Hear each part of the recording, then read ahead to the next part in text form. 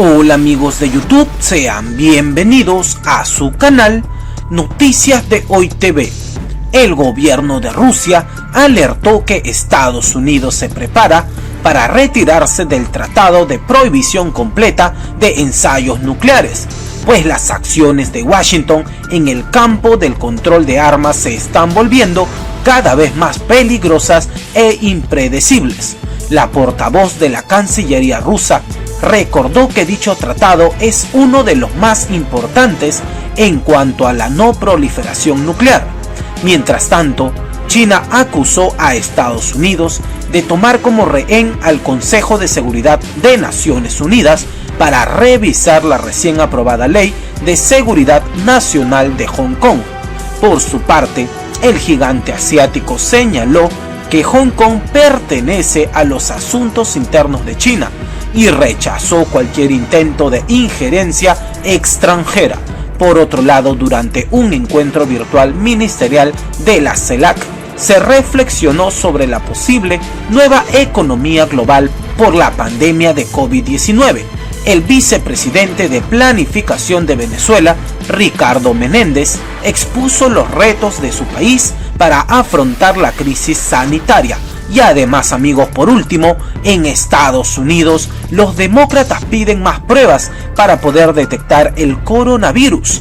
La bancada lanza una alerta ante el decreto firmado por el presidente de los Estados Unidos, Donald Trump, en la que se regularía el ejercicio de las redes sociales en Estados Unidos. Pues bien, queridos suscriptores, a continuación presentaremos un pequeño resumen sobre estos temas.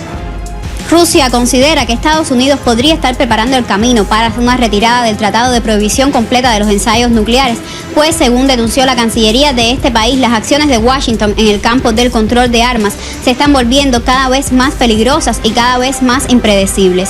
Según una rueda de prensa de la portavoz de la Cancillería, María Zaharova, esta diplomática consideró que Moscú no descarta que Estados Unidos podría estar preparando precisamente el camino para esta retirada de su firma del Tratado de Prohibición de los Ensayos Nucleares, que también consideró que es un tratado, uno de los documentos más importantes en el campo de la no proliferación nuclear que existe ahora mismo en la actualidad. La diplomática destacó que Washington se retiró del Tratado de Misiles Antibalísticos, también dejó de participar en el acuerdo nuclear iraní, salió del Tratado sobre las fuerzas nucleares de rango intermedio y decidió retirarse en fechas recientes del Tratado de los Cielos Abiertos. Además, Zaharova indicó que el gobierno estadounidense persiste en la incertidumbre acerca de las acciones que tomará con respecto a la extensión del Tratado de Reducción de Armas Estratégicas, START 3. Según Zaharova, todas estas acciones de la Casa Blanca forman parte de una política deliberada que apunta también a una verdadera demolición de toda la base legal internacional sobre la cual se han construido la estabilidad y la seguridad internacionales, y en ese sentido sus acciones se vuelven cada vez más peligrosas. Pues China acusó hoy a los Estados Unidos de tomar al Consejo de Seguridad de la ONU como un rehén al rechazar una vez más la convocatoria realizada por los Estados Unidos para realizar una reunión en ese órgano de la ONU para analizar la recién aprobada Ley de Seguridad Nacional de Hong Kong. Beijing rechazó de manera rotunda esa convocatoria al asegurar que Hong Kong pertenece a los asuntos internos de China y no admite injerencia extranjera de ningún país. Durante esta jornada, el vocero de la Cancillería de China, Zhao Lijian, también exigió a Estados Unidos, Canadá, Australia y Gran Bretaña poner fin a su injerencia extranjera, a los intentos de intervenir en la situación de Hong Kong, al hacer comentarios y referirse a esta ley que fue aprobada ayer por abrumadora mayoría en el Parlamento chino. Recordemos que durante la jornada de ayer también el secretario de Estado de los Estados Unidos, Mike Pompeo, anunció que Estados Unidos retiraría el estatus de autonómico a Hong Kong, un estatus que ofrece un trato preferencial a esa isla del sur de China. Esa decisión, aseguran los expertos, podría acarrear serias complicaciones comerciales, pues podría implicar retirar los privilegios económicos y comerciales de los cuales goza Hong Kong para negociar con Washington. China también criticó esta decisión, dijo que se trata de otra forma de intervenir en sus asuntos internos y que con ella Estados Unidos distorsiona totalmente el principio de un país, dos sistemas del gigante asiático. Nos sumamos al llamado que ha planteado el sistema de Naciones Unidas, donde sencillamente cesen lo que es las visiones de agresión, las posiciones unilaterales, y hemos visto, por ejemplo, como en el caso de Venezuela, en lugar de cesar las agresiones internacionales, lo que se ha incrementado es el bloqueo económico, el bloqueo financiero contra nuestro país, el petitorio a organismos internacionales de recursos precisamente para poder enfrentar la pandemia. Lo que hemos visto sencillamente es la negativa a cada uno de ellos. En el caso de Venezuela, una atrocidad todavía mayor, que es intentar una invasión a nuestro territorio promovido por fuerzas imperialistas, y sencillamente que eso ocurra en medio de la pandemia es un tema profundamente grave desde el punto de vista de nuestros desarrollos. Los demócratas al interior de la Cámara de Representantes en cabeza de la presidenta Nancy Pelosi le han pedido de manera urgente al presidente Donald Trump que distribuya más pruebas para detectar el coronavirus luego que se alcanzara la cifra de 100,000 personas muertas durante esta pandemia en los Estados Unidos. Actualmente el Congreso de los Estados Unidos está investigando la respuesta que ha dado el mandatario y si lo hizo de manera pronta, cómo actuó frente a esta pandemia.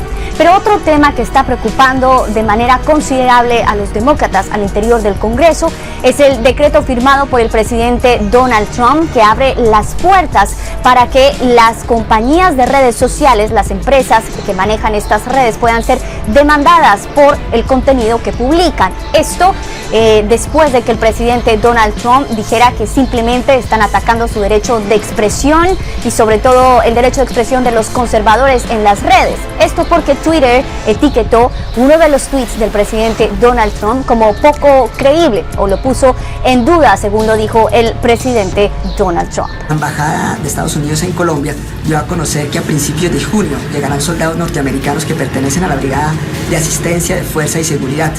Esto ha causado bastante controversia. Primero, porque para el tránsito y la permanencia de tropas extranjeras se debe contar con el aval del Congreso, y no fue así.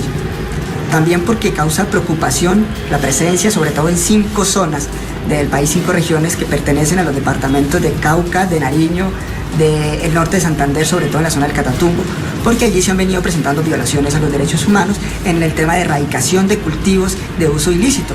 Los campesinos aducen que el gobierno no ha tenido la voluntad de implementar el Plan Nacional de Sustitución de Cultivos, y allí se han presentado choques entre las autoridades y los campesinos. Inclusive ha habido muertos por parte de los campesinos, y esto incrementaría más, según las organizaciones de derechos humanos, la vulneración de los derechos humanos, pero también, sobre todo porque estas tropas harán presencia en zonas limítrofes, y zonas limítrofes con Venezuela, que ha venido, teniendo una tensión con los Estados Unidos, así que estas tropas llegarían a causar una tensión más de la que hay con Venezuela.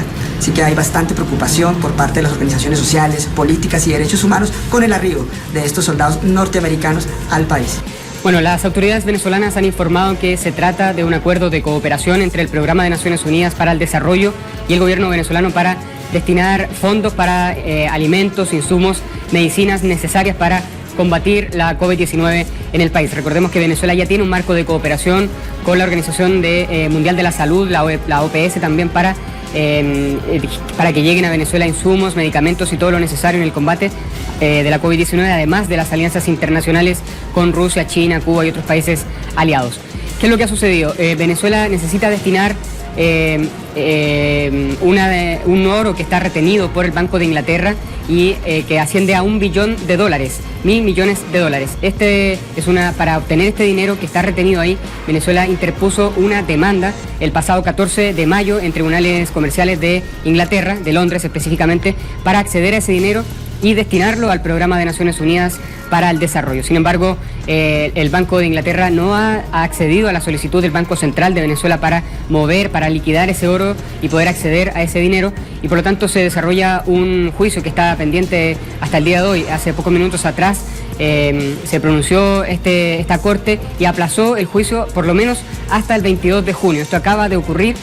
Se ha pronunciado el abogado del Banco Central de Venezuela en Londres y ha dicho que hay algunos asuntos previos que resolver y no va a ser hasta recién el 22 de junio. Las autoridades venezolanas, por su parte, insisten en que es necesario acceder a este dinero para dar atención inmediata, rápida, a las necesidades que se generan por la lucha contra la COVID-19.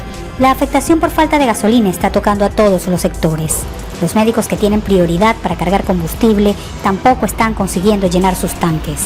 Carmen Villegas trabaja en un hospital y después de 2 días durmiendo en su carro, ha evaluado no regresar a hacer cola ni a trabajar. No sé, haber otro sistema para que uno no tenga necesidad de estar 2 y 3 días de cola. Aquí tengo mi almohada. Yo dormí anoche en el carro. Para aliviar esta situación insostenible, Irán envió 5 buques con gasolina a Venezuela, el país con las reservas más altas de petróleo del mundo. Una solución a corto plazo y sin sentido para este comerciante que compra a altos costos los productos que vende, porque los distribuidores pagan el combustible en el mercado negro. Irán está trayendo gasolina a Venezuela por el deterioro que hemos tenido aquí en las industrias petroleras, pues. No tenemos insumos, no tenemos los materiales necesarios para fabricar o para elaborar una gasolina. Los venezolanos esperan que con la gasolina traída desde Irán mejore la aguda escasez de combustible que junto al COVID-19 ha empeorado la situación económica y social del país.